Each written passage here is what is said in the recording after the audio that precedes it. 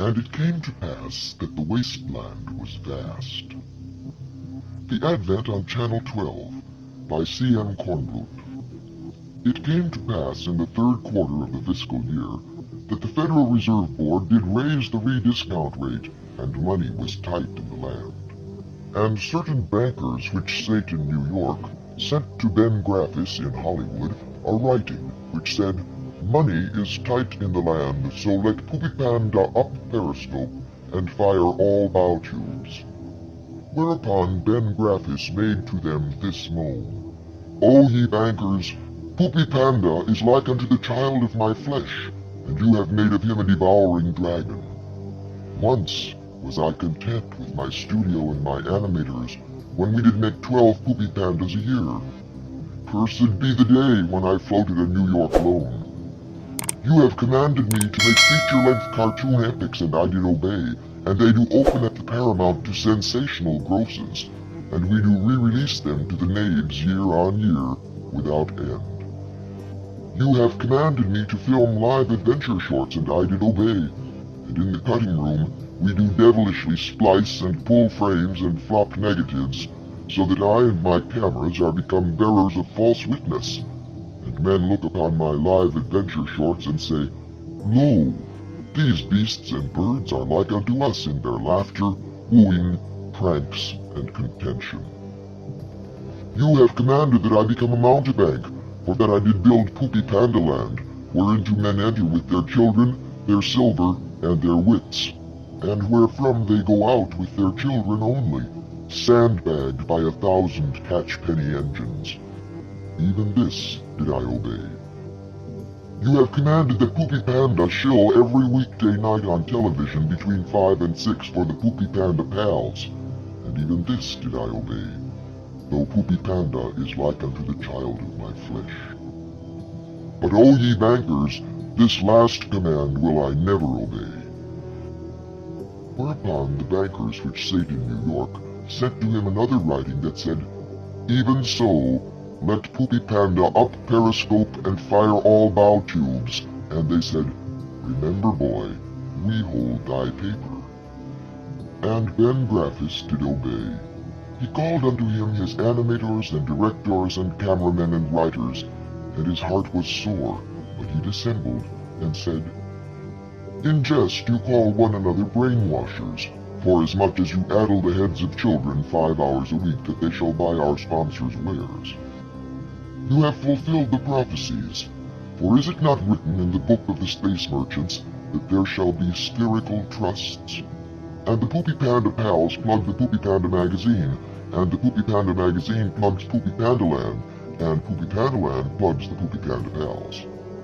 You have asked of the motivational research boys, how shall we hook the little bastards, and they have told ye, and ye have done it.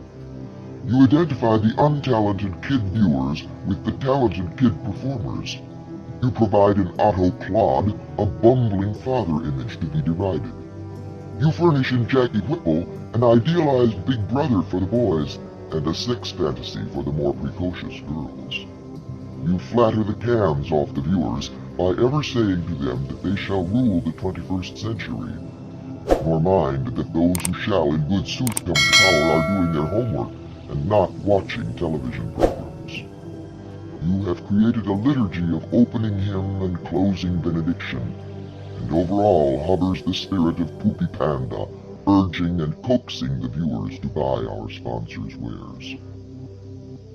And Ben Graffis breathed a great breath, and looked them not in the eye, and said to them, "Were it not a better thing for Poopy Panda to coax and urge no more, but to command, as he were a god?" And the animators and directors and cameramen and writers were so amazed, and they said one to the other, "This is the bleeding end, and the bankers which sit in New York have flipped their wigs."